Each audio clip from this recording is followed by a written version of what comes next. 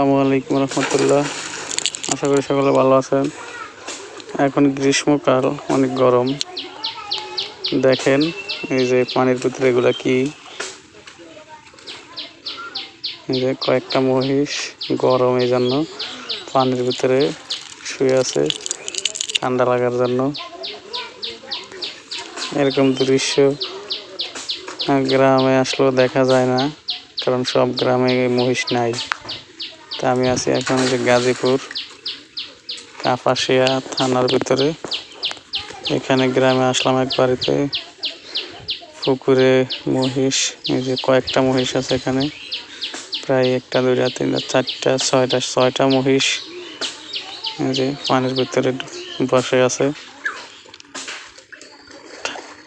গরমের ভিতরে আরাম করতেছে পানির ভিতরে। বড় বড় মহিষ, অনেক শিং লম্বা।